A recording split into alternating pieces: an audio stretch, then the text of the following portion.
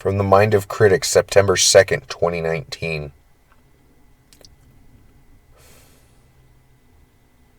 For 14 years I've called you home. A place where I could be myself, by myself, for myself. You've been the scene of many...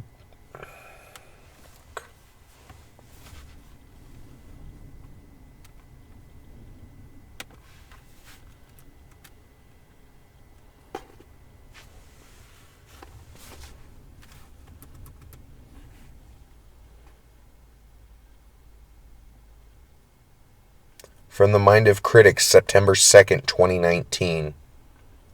For 14 years I've called you home. A place where I could be myself, by myself, for myself.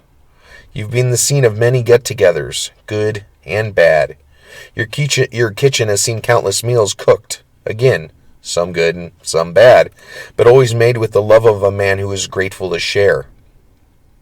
You've seen many friends come and go, some wonderful and some not so wonderful souls who were either around not nearly as long as I would have wished, or around so much longer than the average person could handle before they absolutely lost it.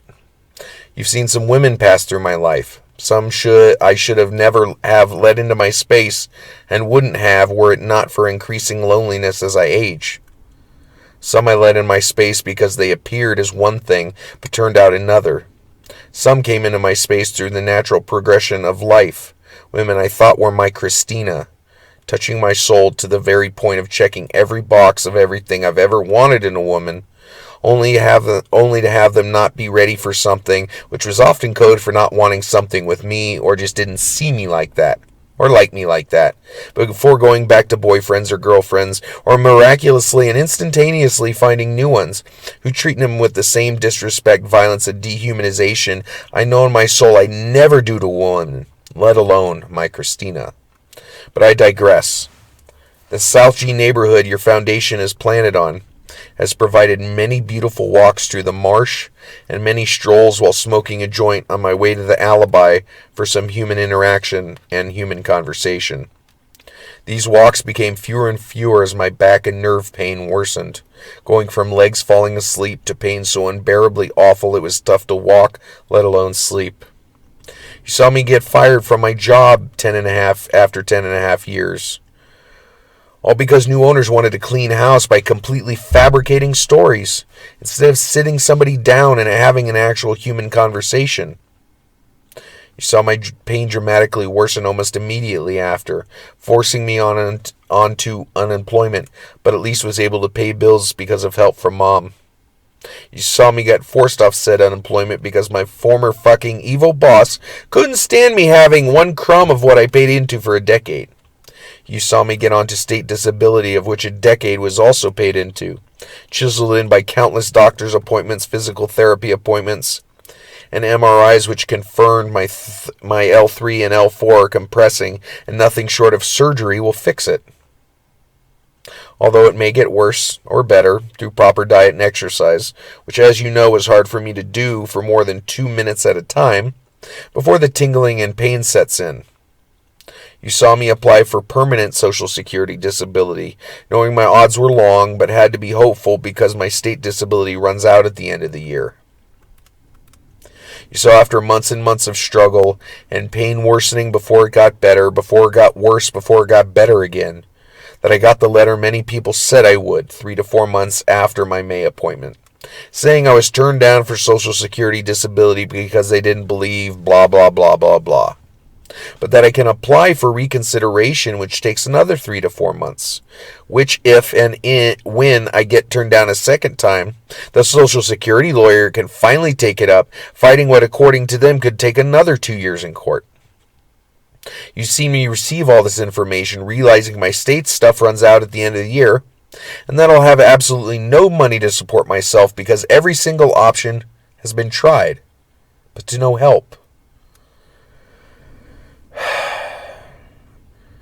Other than the $300 a month in general relief funds the county will give me, which is only half your rent anyway. Which brings me to the point of all this.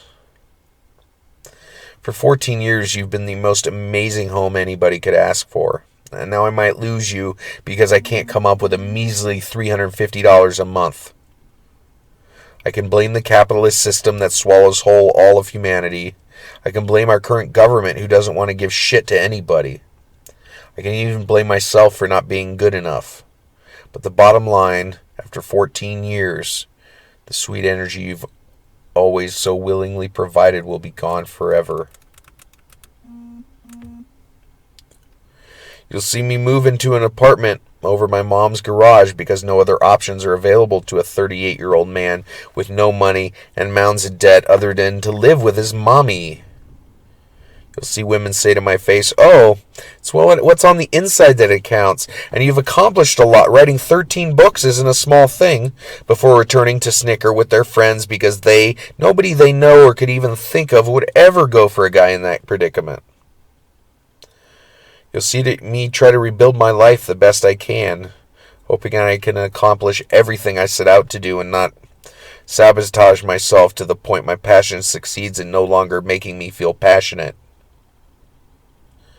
I'll keep writing my books, my blog, recording podcasts, spending time with friends and family, not to mention soaking in all the river time I can, which has been the main driver in the last year of keeping peace in my soul, even when my mind astral projected me somewhere else. I'll keep hoping to meet my Christina. That special woman I feel high just being around, because the connection our souls share only deepens with time, creating a love we're obligated to share with the world. So there you have it. God, 14 years. Shit. Now I may have to go if I can't find $350 a month. Never thought life would come to this. But I move forward anyways because fuck else am I gonna do? Quit? Shit. I'm just scared. Real fucking scared. 14 years wasn't long enough. I'll be praying for a miracle by the end of the year.